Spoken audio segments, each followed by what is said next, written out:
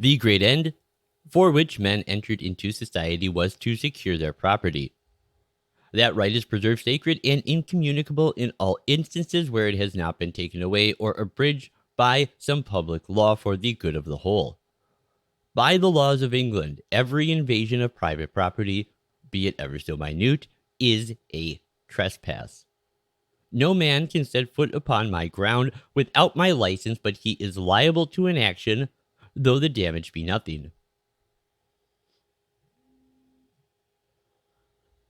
Now, that assertion by Charles Pratt, the Earl of Camden, comes from a landmark case in 1765 known as Entick v. Carrington. And this is a case that gets to the heart of the topic that we will be discussing here today on Legalese, and that is the common law origin of the Fourth Amendment.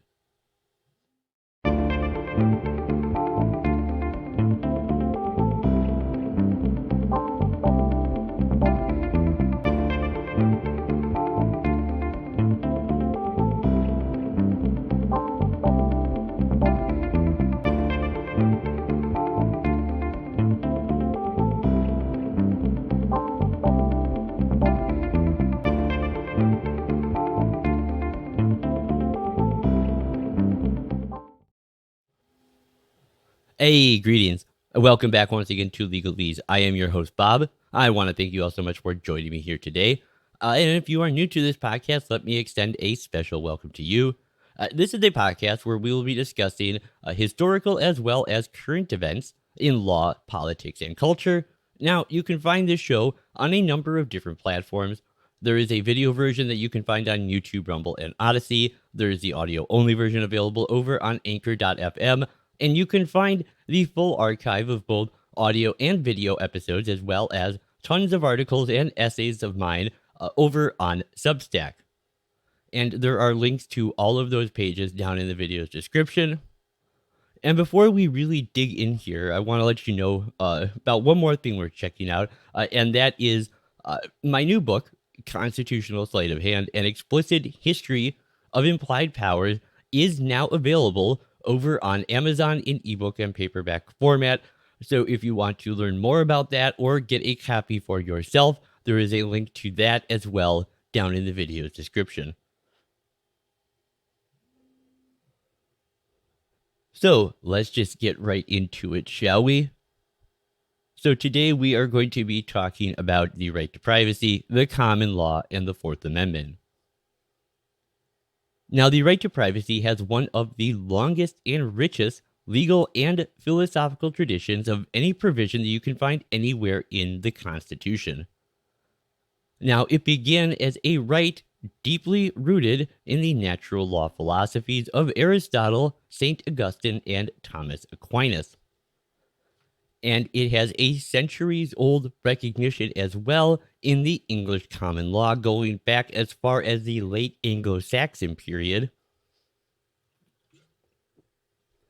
And we find this right to privacy writ large in English constitutional law as early as the Charter of Liberties, which are also sometimes called the Coronation Charter. Now, these were issued in 1100 AD by royal proclamation of Henry I, wherein the right to privacy would become a fundamental and cherished cornerstone of English liberty for the next 7 centuries before it was ultimately to be adopted as the fundamental common law right at the heart of the Fourth Amendment in 1791.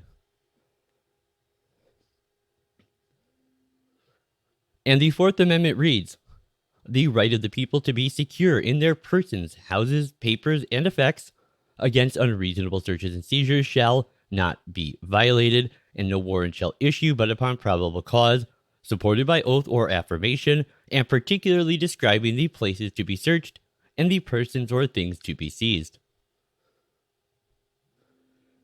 Now, you would be hard-pressed to find another aspect of the Bill of Rights that is so intimately correlated with the experiences of our founders in that period immediately before and during the Revolutionary War and our separation from Great Britain.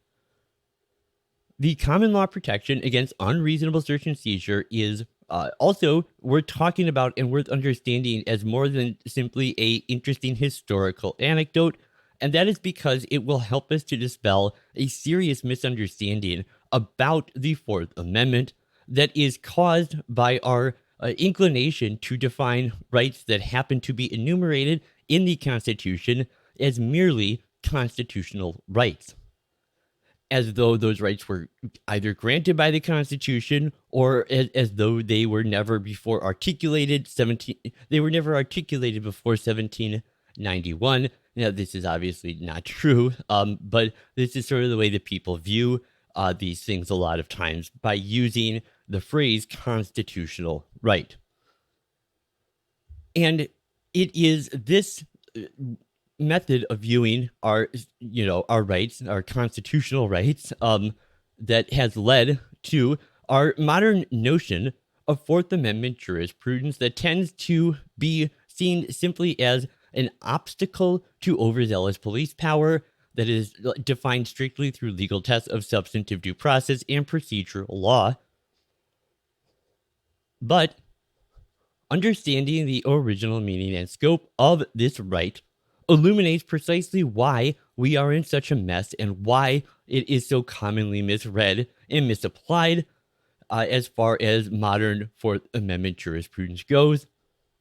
And really, what we end up with is, in many cases, a somewhat nonsensical and contradictory doctrine whose major flaw is its complete dependence on judicial predilection. Now, the true purpose of the amendment was to restrict government power and reinforce the rights of the people as sovereign to determine the conditions under which the government could interfere in the privacies of life.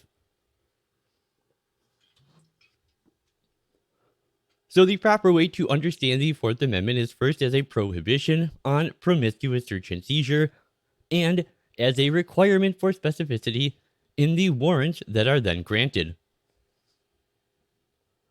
Now, 17th and 18th century common law took the position that outside of some very narrow circumstances, namely the hue and cry and the fleeing felon exception, the government could not enter into any home without a warrant, which put pressure on the Crown to issue very broad warrants without any real specificity. And this was especially true regarding the issuance of what are known as general warrants. Now, general warrants are an instrument issued by the court or executive branch that gives officials the authority to enter into a home or to search for private documents or seize them without any prior evidence of wrongdoing and without any specificity or particularity of the places to be searched and the persons or papers to be seized. It is not supported by oath or affirmation, and it generally amounts to a fishing expedition to find evidence of wrongdoing, rather than being a warrant issued on evidence of wrongdoing, as it should be. And it is because of this that for centuries prior to the American founding, all the great English jurists rejected general warrants as, and these are the words of both Sir Edward Coke and William Blackstone, general warrants were the worst exercise of tyrannical power on the part of any government. Now, surprisingly, the first statement of freedom from unreasonable search and seizure to appear here in the colonies outside of a common law context comes relatively lately. It first appeared in a pamphlet called The Rights of the Colonists and a List of Infringements and Violations of Rights that was published in 1772, and this was a document in which Sam Adams took the lead in drafting. But there is a long established tradition of these rights through the colonies that have been adopted from the rich and ancient protections in the English common law of the right to privacy. And there are several landmark search and seizure cases that come from the common law that were essential to the development of this doctrine, as it eventually would come to be adopted by not only our Constitution's framers and ratifiers, but by American courts generally. And the cases we're going to be talking about here are Semane's case from 1604, Wilkes v. Woods from 1763, and Entick v. Carrington from 1765. And on top of those three cases from England, we are going to be talking about an example of a common law case that took place here in the United States as well, known as the Writs of Assistance case. It's also commonly referred to as Paxton's case. And this case came in 1761, and this marked a pivotal event in the earliest fomenting of the spirit of rebellion that would eventually blossom into the American Revolution.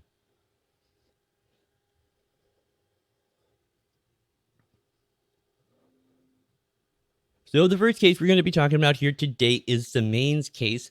This was from 1604, and this was a common law case that held that the right of a homeowner to defend his or her premises against intrusion should yield only to those seeking to enter under lawful authority, like to make an arrest.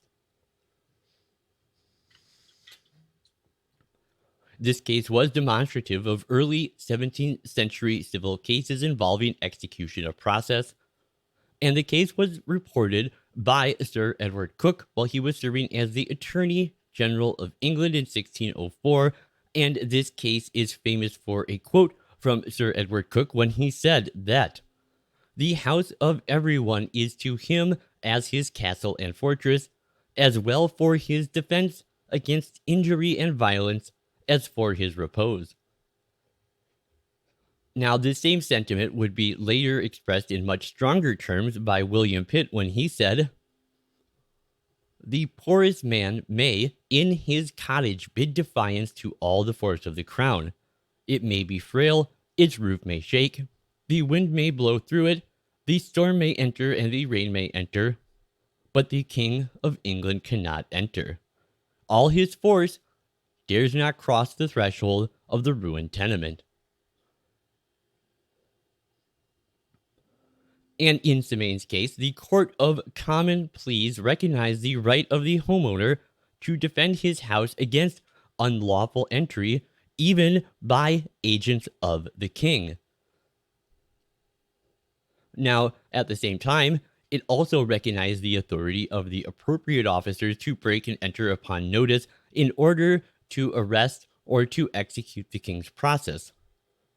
Now, Coke argued that general warrants were outside of the common law because they retained for the crown the particulars of suspicion, and by using general warrants, the crown did not have to provide evidence in open court, so the issue went to rule of law as a constraint on government power. And in the United States, it is actually Semane's case that is recognized in our law as establishing the knock and announce rule. Now, our next two cases, Wilkes v. Woods and Entick v. Carrington, are the consequence of a single event. And this has to do with a case that involved these two men, Wilkes and Entick, who were two pamphleteers who had been accused of seditious libel. They had criticized the ministers of the king, and at least legally speaking, thus they had criticized the king himself. Therefore, warrants of the search were issued by the king's agents, and the pamphleteers' homes were ransacked, and during the search, all of their papers and books were seized. Now, because UK constitutional law lacks an exclusionary rule, the pair instead decided to sue for damages that resulted from the search and for the void warrants served on them that they claimed were illegal. So the first case is Wilkes v. Wood, and this established the principle that general warrants are normally illegal. A government cannot simply a government cannot simply give the police authority to enter or search a person's property or possessions in hopes of finding incriminating evidence. The warrant must specify what government authorities believe they will find and where they believe they will find it. The remedy Wilkes obtained was substantial monetary damages, And the decision in Wilkes was also reaffirmed 2 years later in a case known as Money v. Leach. And here, too, the court held a general warrant to seize some person not specifically named is indeed illegal. And the next case is Tick v. Carrington. And this would be the most famous of the common law search and seizure cases. And Entick also pursued a civil action against state officers who, pursuant to general warrants, had raided many homes and other places in search of materials connected with John Wilkes's polemical pamphlets. Now, Entick sued because agents had forcibly broken into his house, broken into his locked desks and boxes, and seized many printed charts, pamphlets, and the like. And in an opinion that was as sweeping in its terms as could be, the court declared the warrant and the behavior it authorized subversive of, quote, all the comforts of society, end quote. And the issuance of the warrant for the seizure of all of a person's papers rather than only those alleged to be criminal in nature was held by the court to be contrary to the genius of the laws of England.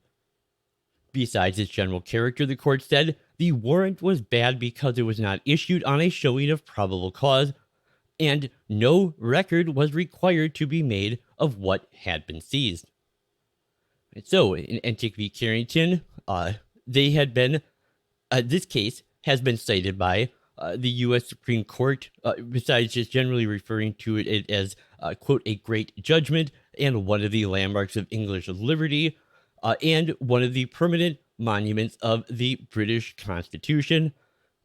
It is commonly seen as a guide to understanding what our framers meant in writing the Fourth Amendment. Now, Entick was a landmark case for the establishment of civil liberties of individuals and limiting the scope of executive power. It is famous for a number of dictums from Lord Camden, including one in which he said, "If it is law, it will be found in our books. If it is not found there, it is not law." And in Entick, the judge further rejected the Crown's efforts to use general warrants. And again, Charles Pratt, first Earl of Camden, who was the Chief Justice of the Court of Common Pleas at the time, explained that the law denied the Crown the authority to enter its subjects' domiciles at will.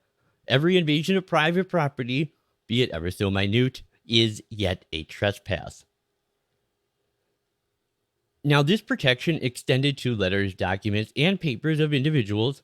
Every man was entitled to live free from the gaze of the Crown. Now, these concepts have been reinforced by Sir Matthew Hale's treatise, Historia Placitorum Coronae, and William Blackstone's commentaries on the laws of England. And finally, here today, we are going to be talking about the case from 1761. This is known as the Writs of Assistance case. And this is a case that made the career of a proto-revolutionary firebrand named James Otis, following an epic 5-hour oration he gave on behalf of a conglomeration of Boston merchants, bringing suit against the use of general warrants.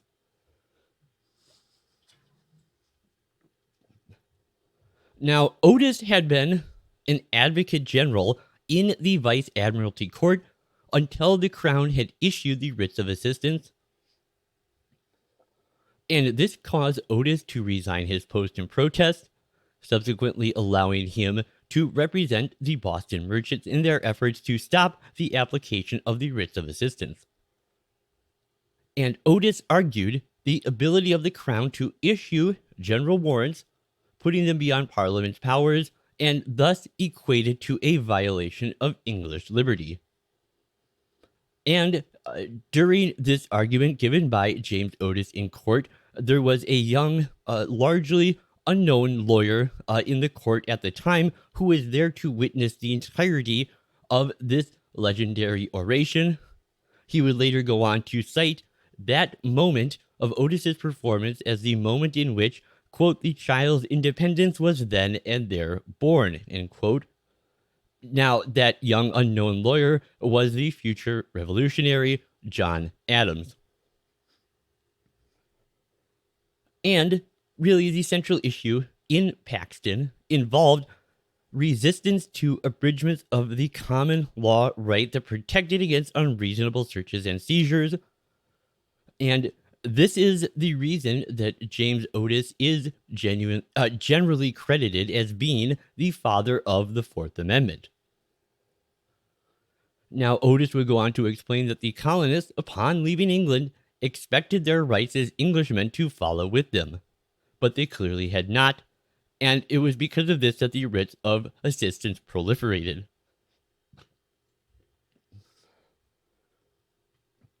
And James Otis referred to them as the worst exercise of arbitrary power and the most destructive of English liberty that was ever found in an English law book.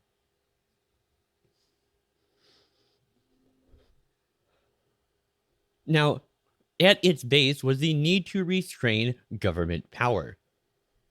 So when Virginia, Pennsylvania, Delaware, Maryland, and North Carolina crafted their state constitutions, all of them outlawed general warrants. And so too did the founding generation insist that there would be a prohibition on general warrants, and this included everything outside of particularized warrants issued within the scope of the Fourth Amendment provision, or those other very narrow exceptions we mentioned at the beginning, which are the fleeing felon in flight and the hue and cry exception that are recognized at common law. And the government historically could not enter your home or obtain your private papers. So, this means the original understanding of the Fourth Amendment is not, as it is widely considered today, an obstacle to preventing too much permeating police power over surveillance. Instead, it is a restriction on government power, and it forbids access to the intimate details outside these constitutional structures. Now, something worth noting is that at our republic's founding, the original understanding of the term reasonable was understood to mean the reason of the common law, and unreasonable meant that which went against the common law. And because of this, general warrants clearly went against the common law and were thus unreasonable. Now, this was really embodied in the words of George Mason when he said, "We claim nothing but the liberty and privileges of Englishmen in the same degree as if we had continued amongst our brethren in Great Britain." Now, in the colonies, it was actually smuggling rather than seditious libel that afforded the leading examples of the necessity for protection against unreasonable searches and seizures. In order to enforce revenue laws, English authorities had made use of these writs of assistance to search and seize prohibited and uncustomed goods, and commanding all subjects to assist in these endeavors. Now, Otis asserted that the authorizing statutes were invalid because they conflicted with the English Constitution. Now, Otis unfortunately lost his case, and the writs were issued and used, but his arguments were much cited in the colonies, not only immediately on the subject at hand, but also with regard to the importance and role of judicial review.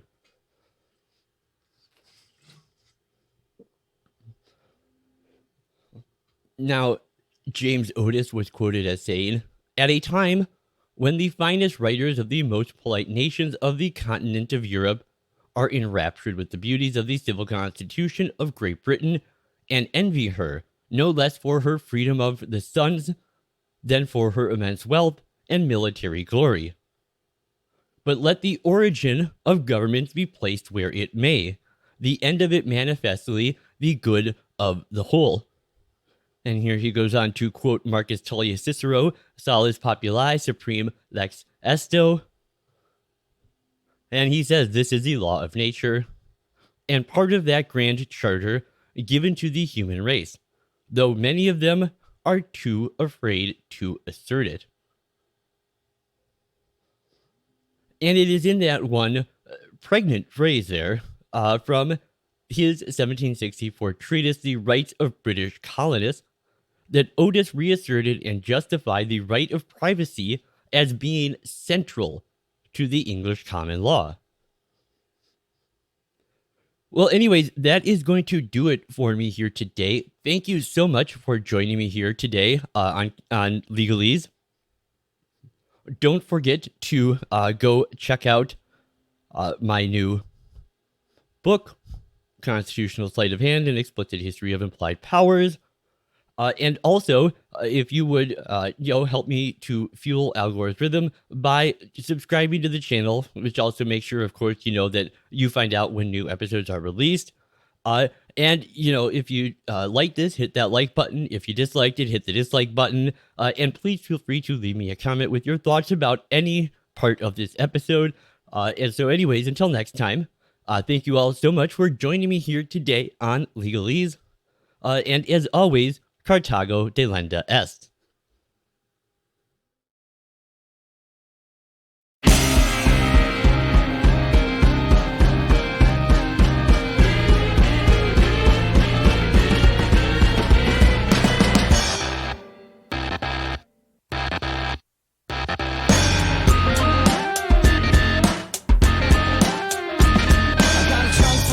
Motherfucker, like Freddie Mercury. Motherfucker.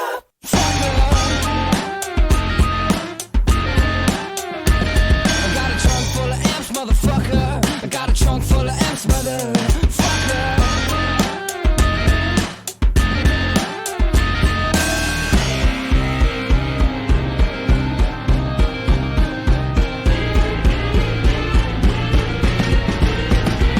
I got a trunk full of amps, motherfucker.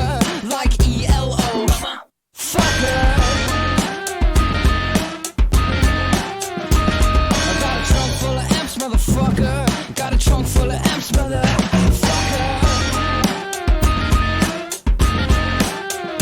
I got amps, stamps, motherfucker. Like Glenn